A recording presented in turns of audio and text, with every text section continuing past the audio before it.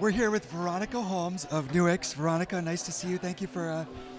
Veronica, you run demand generation for NUIX, and so what you were telling people upstairs was that there's a real need for marketers to pay more attention to their data and go deeper into their profiles, right? Yes. What do you mean by going deeper with the profiles?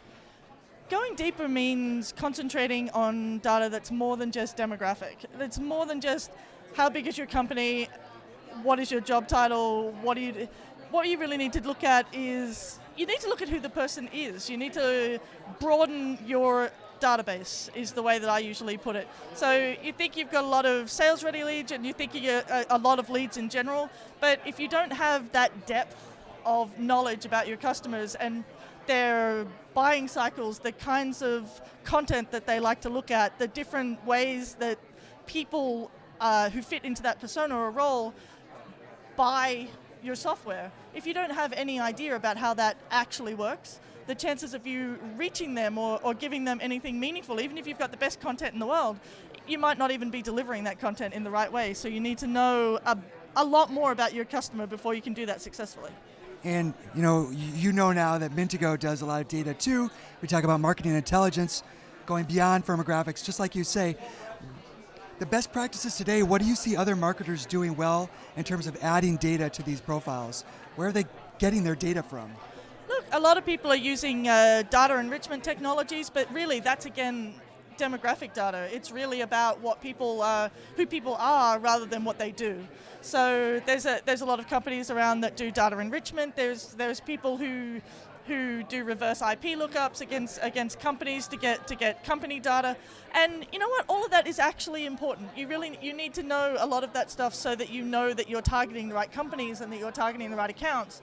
But when you're targeting people, it tends to be a whole different matter. It goes beyond where they work. It's about who they are and what they like to do and how they like to consume information. Their interests, right? It's what they're interests. interested in.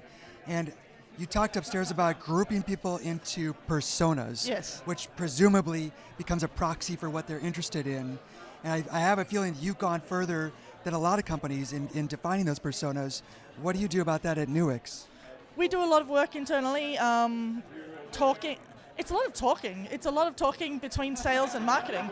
Don't be afraid if you're in marketing to talk to your salesperson, to talk to your sales reps. They're the ones who are on the ground. They know the people, they know the business, and they know the industry. And they're the ones who are going to give you the best possible information. You also need to look at your database. You need to look at your Salesforce database as well as your Marketo or your marketing automation database and think about your sales data and the people that you've actually managed to convert, the people who you're selling to, and look at who they are. Look at your campaign data, analyze who those people are, look at the different people who consume different kinds of content, and then start to use that data to inform your decisions going forward. Yeah, and I know you got to run, so last question. You've done a lot of work in this, so people might follow your example. Have you been able to measure the benefit in any quantifiable way of going from dumb profiles or shallow profiles to these more persona-based things with deep, rich data? Have you noticed any difference? Look, over the years, I mean, I've used Marketo at 2 different companies, but in the same kind of enterprise space, and you find that not only do you, and you can quantify how good this is. You quantify it through, the difference in time. Are you building your actual conversion rates over time? Are you managing to pull more people into your webinars? Are you managing to pull more people across the same company? Because if somebody really managed to engage with you, chances are that they're going to become recommenders and they're going to bring more people online. So if you can start to look in your database and see, are you managing to increase your reach within that company? Are you bringing on more people of the kind of sort of people that you want to see? And are you seeing, I think the best measurement is, are you seeing repeats? Are you seeing people who are coming back time after time after time to consume your content and actually engaging with you? And you know that you've managed to you've hit the right point for them if if they're coming back, they don't have to come back and listen to you. They've got better things to do with their lives, especially if they're C-level executives or they're senior managers.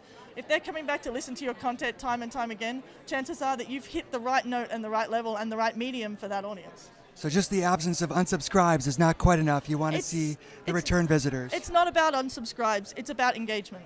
Okay. So more data, deeper personas, and writing to people about what they're actually interested into so they continue to engage. And analyze, test, test, test. Keep going until you get it right. I think we share a lot of the same beliefs. Veronica, thank you for stopping by the booth. No problem.